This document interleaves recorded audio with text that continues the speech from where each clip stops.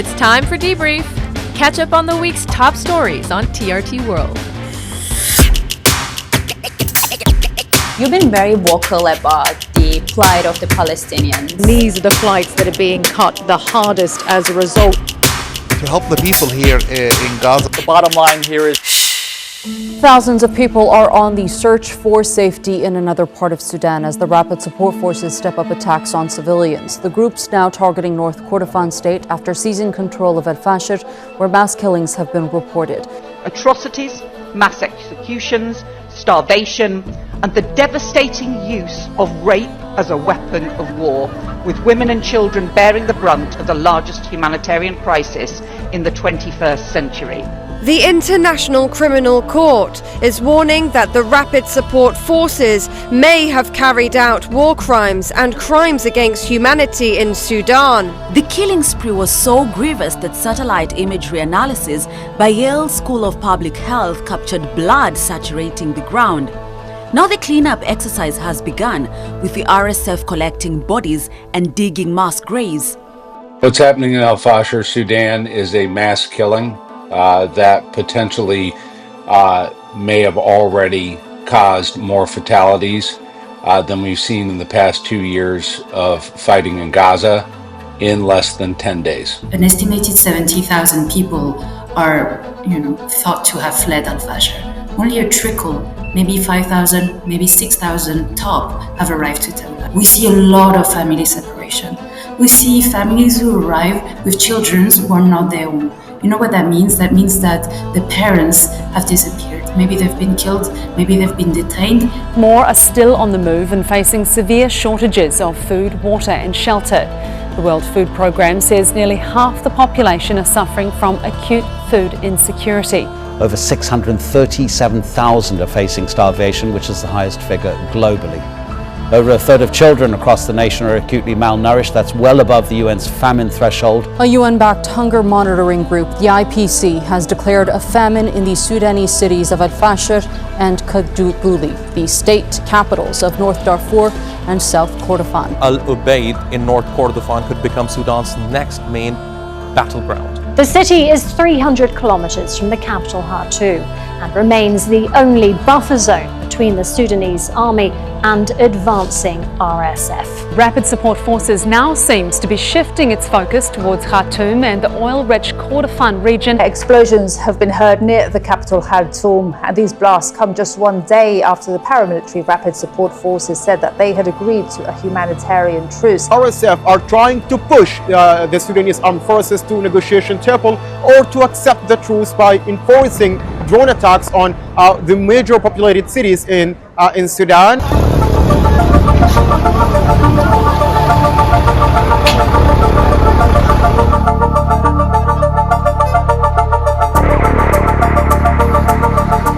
Israel continues to block the majority of aid trucks entering Gaza, allowing in less than a quarter of the number agreed under the ceasefire deal. Gaza's media office says just 24% of agreed upon aid has entered since the ceasefire was declared last month. In Israel, top military lawyer Yifat Tomer Yerushalmi, who was reported missing, has been found alive. She handed over her resignation last week to the Israeli chief of staff. She approved the leak of a video that was released last year of Israeli soldiers abusing Palestinian detainees, torturing them, and in some cases even raping one of the Palestinian detainees who was from Gaza. This is at the notorious prison called Typhoon. Israeli police have arrested the former top lawyer of the Israeli military. 5 reservists have been formally charged since the footage made headlines around the world. Several Palestinian detainees have been released by Israel months after being taken into custody. Israel also returned the remains of 45 more Palestinians as part of the ceasefire deal. For thousands of Palestinians, the war on Gaza is far from over. Israeli forces remain deeply embedded inside the strip. I live here with my family of 6, but we live in fear. At all times there is gunfire, drone strikes and tank attacks. Israeli occupation forces violated the ceasefire agreement 194 times. Israeli aircraft and drones also bombed several areas. Turkish Foreign Minister Hakan Fidan is hosting yet another highly anticipated meeting here in Istanbul. There will be 7 countries that are going to be meeting to discuss Gaza, to discuss the current fragile ceasefire framework. Countries participating in today's meeting have a common opinion. We do not want the genocide in Gaza to begin again. The US President Donald Trump says he expects an international stabilization force to be on the ground in Gaza. Very soon. It's going to be very soon. And Gaza is working out very well. And you haven't been hearing too much about problems. The US ambassador to the UN, Mike Waltz, shared on social media that a closed-door meeting with the UN Security Council was taking place to present a US draft resolution to support Trump's Gaza truce, and that they were joined by Egypt, Qatar, Saudi Arabia, the UAE, and Turkey. More shots, more stories with the news in brief. Thursday saw Israel again breaking yet another ceasefire, this time with Lebanon. It launched strikes on several towns south of the Litani River, calling their targets out as Hezbollah, a group Tel Aviv considers a threat while it remains armed. This enemy understands no language but force. It's a ruthless aggressor, striking in broad daylight, demolishing homes, targeting civilians. In recent weeks, Israel has escalated such strikes, all condemned by the UN as violations of international law. And while it's not clear they're hitting Hezbollah, Israel's strikes are doing serious damage to communities. Israel will continue to defend all of its borders, and we continue also to insist on the full enforcement of the ceasefire agreement. Hezbollah officials say they're looking to the government to defend Lebanese land, but Lebanese officials are urging restraint. Further Israeli attacks could unravel the truce altogether. And on Tuesday, voters in the U.S. sent the Trump administration a message by setting off a blue wave of Democrat wins in state and county elections nationwide. Zohran Mamdani pulled off the biggest upset, easily beating Trump-backed Andrew Cuomo to become New York's first South Asian and first Muslim mayor ever. If there is any way to terrify a despot, it is by dismantling the very conditions that allowed him to accumulate power. Seen as a direct challenge to Trump's anti-immigrant policies, Mamdani ran on a platform that celebrated diversity, with promises including freezing rent for millions, city-run groceries, and free buses. Democrats also won key races in Virginia, New Jersey, Pennsylvania, and California. Virginia, a red state, flipped blue, electing its first female governor, Democrat Abigail Spanberger. Her new lieutenant governor, Ghazala Hashmi, is the first Muslim woman in the U.S. to be elected at the state level. And voters in California also passed a measure to reshape entire voting districts to boost Democrat chances of winning control of the House of Representatives in next year's midterms. But an even bigger record looms over the U.S. Wednesday was day 36 of the government shutdown, marking the longest-running shutdown the country has ever seen. The U.S. Treasury reports the economic cost at $2 billion a day, as Republicans and Democrats remain deadlocked over federal spending, blame each other for the shutdown. It's hit low-income households the hardest, including military families and tribal communities. About 750,000 federal employees are furloughed, and hundreds of thousands more are working without pay. Food and housing assistance and healthcare funding face serious disruptions, and airports are seeing increasing staff shortages, delays, and cancellations. Also on Tuesday, Typhoon Kalmegi tore across the central Philippines at around 150 kilometers per hour, with gusts up to 185, killing dozens, flooding towns, and destroying homes across Cebu province. We have lost everything. We don't have a home. We need help. We have no place to sleep, no food, nothing to use. We only have torn clothes.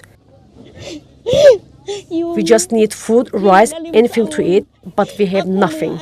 More than 200,000 residents were evacuated prior to Kalmegi, which is the 20th storm to hit the island nation this year. Some say they didn't expect the surge of rain and wind to be so strong after previous storms did less damage.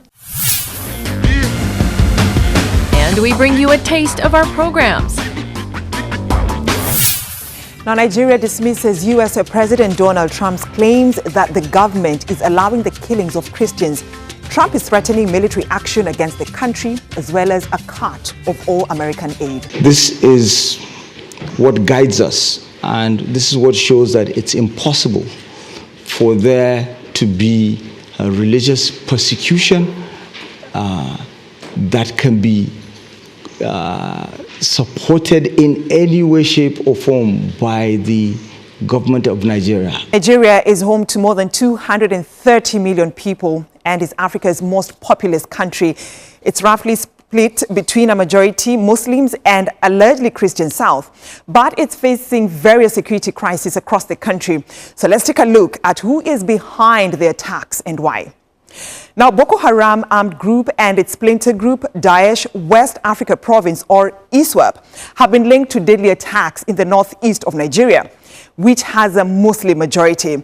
They're opposed to secular authority and education and target civilians and security forces in Borno, Yobe, and Adamawa states. While village raids and kidnappings for ransom in northwest Nigeria have been linked to criminal gangs and armed bandits. In the north-central states or middle belt, clashes between mostly Muslim Fulani herders and Christian farmers are often painted as ethnic or religious, but analysts say climate change and competition over land and water trigger vigilante raids and extrajudicial killings. The US Supreme Court is hearing a landmark case challenging the legality of President Donald Trump's sweeping tariffs. In a heated 2.5-hour hearing, conservative and liberal justices questioned whether Trump overstepped his authority when he used emergency powers to impose tariffs on nearly all US trading partners. Trump's lawyers argue the tariffs are vital to protect national security and reduce America's trade deficit, claiming they've strengthened the country's position in global negotiations. But that argument clashes with the reality many US businesses face. Recency bias is always a thing in sports, right? Like people calling LeBron James the NBA's GOAT. Well, in baseball, you'd assume the same thing was happening when people claimed this year's Game 7 of the World Series was the best winner-takes-all game ever. But the Dodgers, becoming the first team to win back-to-back titles in 25 years and denying a history-searching Toronto Blue Jays, had the makings of an all-time classic. Amid recent tensions between the two countries, the 2025 Fall Classic had been branded by some as USA v Canada. But it was the big-spending Dodgers who edged the only team outside America with a 5-4 win in Game 7. Right now, I'm just really elated and really proud of our team, our guys, the way we fought, and we've done something that hasn't been done in decades. The Dodgers become the first team to retain the World Series since New York Yankees did the three-peat at the end of the 90s.